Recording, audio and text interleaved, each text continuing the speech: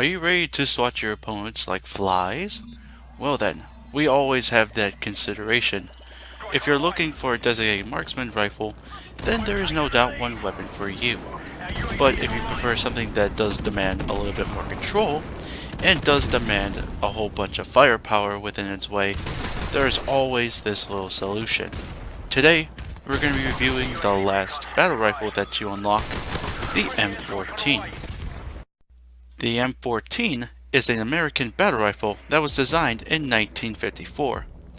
The weapon was based off the infamous M1 Garand rifle and was modified to do two things: to fire automatically, unlike the M1 Garand, and can hold a larger supply of ammo, in this case 21 round box magazines. The M1 Garand fired 8 rounds in an unblocked clip. It went into service in 1959, replacing the M1 Garand along with 3 other weapons: the M1A1 carbine, the M3 grease gun, and the BAR, or Browning automatic rifle.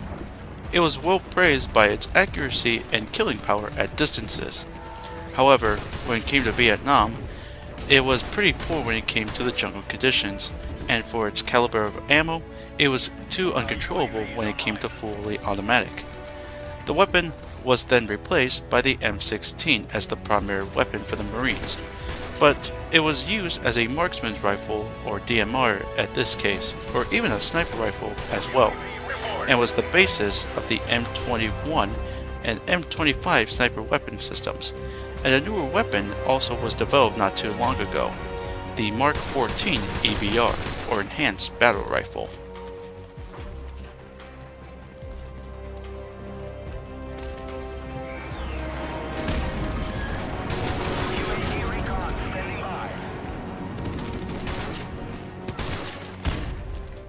Damage is unparalleled. Compare that to the other rifles.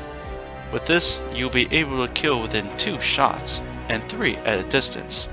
But when it comes to headshots, it is unique. You will be killing people with 2 in the head, or even 2 in the neck due to its enhanced multiplier at any range. Your range, however, is going to be the same as the other fully automatic rifles, at 38 to 50 meters. And unlike the other weapons, you do have a high penetration ability, but it's normal due to the fact that this weapon fires semi-automatic. Rate of fire is usual out of all the other weapons when it comes to semi-automatic. Your rate of fire will be a high 1200 rounds per minute, and with double tap it is 1621 rounds per minute. But I do advise not to fire that much, otherwise your recoil will no doubt be kicking you way upward and you will not be killing anyone at that point. Your hip fire is average, like all the other assault rifles. As said earlier, your recoil is going to be the greatest weakness of this weapon. It is pretty high and within the worst within the assault rifle category, which means you do have to shoot more accurately and a little bit more less when it comes to your weapon. Even though it has a high rate of fire, you do have to be very accurate in order to place your shots, and with shooting 1 shot at a time more accurately, you will get more reliable kills. When it comes to it, your switch times, it is going to be a little bit slower than average, at 700 milliseconds down and 800 milliseconds going up, and your speed is average like all the other assault rifles, at 95% of the base speed. Magazine size, however, is gonna be below average, at 20 rounds, but don't be fooled, you can still kill multiple people within 1 magazine. Your starting supply, however, is gonna be in total 60 rounds, which is more than enough to kill a whole bunch of people and even going for the higher score streaks, or kill streaks at this point. Your reload, however, is gonna be moderate, the same as the M21, at 2.5 seconds.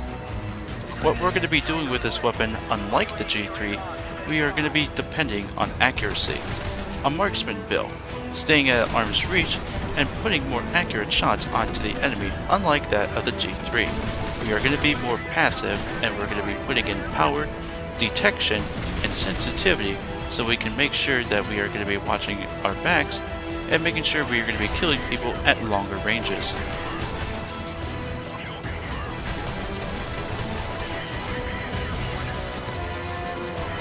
For our attachments, we are going to be choosing the ACOG scope. The ACOG scope, it has a larger zoom certification than that of the red dot. And with the ACOG scope, you'll be able to kill people at longer ranges, and will be able to kill even snipers at that regard too. But do be warned that you have to deal with a sway, you do have to deal with a longer aim time, and you do have to deal with higher recoil.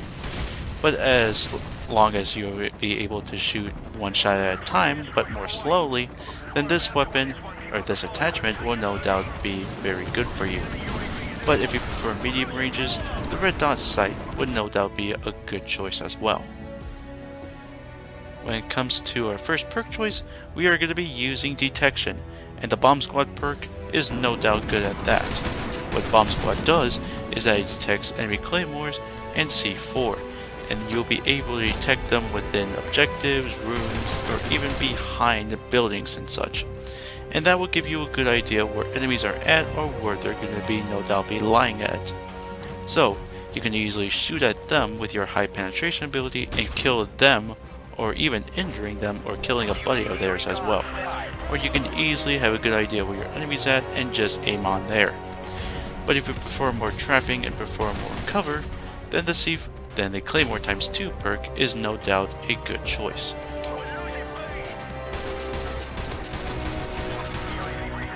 Next up, we are going to be using the overpowered perk, Stopping Power. What Stopping Power does, it increases your damage and range. And with this high damage that the M14 has, you'll be able to kill people within one shot when it comes to the head and neck area. And at longer ranges, that even competes it to that of a sniper rifle, like the M40A3. And if you don't like that and assuring yourself with a little bit more health, then Juggernaut can work, and you can increase your health and make sure that you will survive long enough to ensure yourself that you'll get the kill. Lastly, to ensure ourselves that we are going to be able to watch our back, we are going to be using the non-infamous Eavesdrop. What Eavesdrop does is that it will give out detection of enemy chatter past 30 meters, and it'll give you enough time that you'll be able to pull out your pistol and will able to ensure yourself that you'll have a close range kill. But since this perk doesn't really work as much since everyone's now going in parties and that, you can also use Deep Impact as another reliability, and what it does is that it will penetrate further when it comes to cover, which means you'll have further less shots to use in order to secure yourself a kill. And if people are cowering behind cover, you can easily conceal it to make them into a nice little corpse for them. The M14 has one of the best damages when it comes to the game. It has the best damage when it comes to its category. The only weapons that become close to it is the sniper rifles and that of the M60. But it also has a fast rate of fire as well, which means you can accurately do follow-up shots if your first shot misses. But unlike the G3, it's also pretty good when it comes to medium to long range, which means you'll be able to pick out people at longer distances than that of some other weapons. Unlike the G3, however, the weapon suffers from high recoil, and thus this weapon demands absolute accuracy and is less forgiving than that of the G3 and that of the M16 as well.